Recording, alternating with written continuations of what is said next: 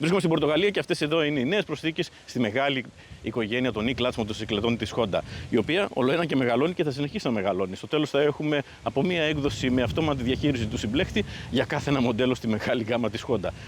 Χρειάζεται να γίνει αυτό.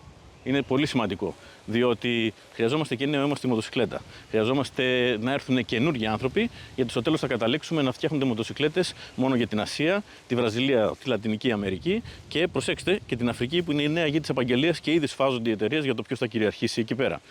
Οπουδήποτε δηλαδή αλλού, εκτός από την Ευρώπη, που αρχίζουμε να λιγοστεύουμε.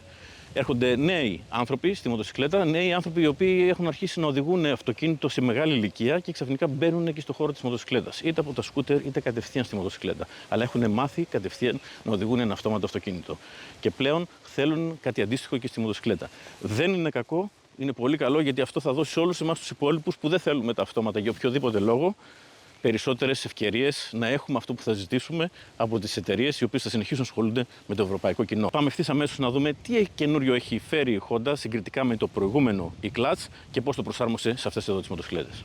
Να ξεκαθαρίσουμε κάτι: το σύστημα αυτόματης διαχείρισης συμπλέκτη δεν είναι αυτόματο κυβότιο και δεν μπορεί να συγκριθεί με το DCT, το αυτόματο κυβότιο διπλού συμπλέκτη που εδώ και χρόνια προσφέρει η Honda. Βασική διαφορά για τον απλό κόσμο είναι πως στις μοτοσυκλέτες που βλέπετε εδώ υπάρχει μανέτα. Απλώς δεν τη χρησιμοποιείτε ποτέ. Επιλογή σας είναι.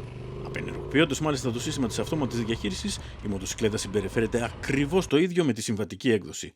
Ενώ για όποιον πιάσει τη μανέτα, είτε από συνήθεια είτε επειδή ένιωσε πως μπορεί να κάνει καλύτερα τη δουλειά εκείνος, μετά από 5 δευτερόλεπτα στις χαμηλές στροφές και μόλις 1 δευτερόλεπτο στις υψηλές, το E-Clutch επιστρέφει στην αυτόματη λειτουργία.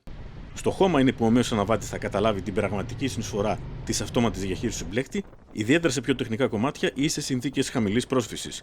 Τουλάχιστον αυτό λέει η Honda. Υπάρχει εμπάρκο για το σχολιασμό της οδικής συμπεριφοράς, οπότε θα το αφήσουμε για το επόμενο τεύχος του μοτό, το πώς συμπεριφέρεται η αυτόματη διαχείριση εκτός δρόμου αλλά και κατά τη σποροδήγηση στην άσφαλτο.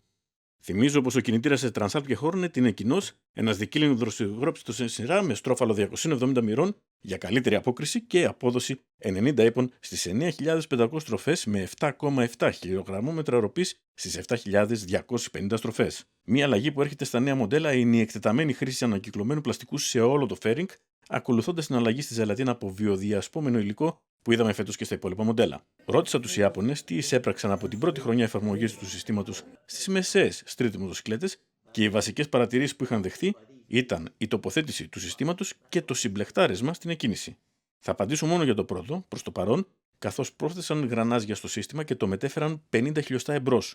Οπότε δεν έρχεται σε επαφή με την πότη του αναβάτη, ούτε όμως ενόχλει και στο μάτι. Για τους περισσότερους θα περάσει απαρατήρητο.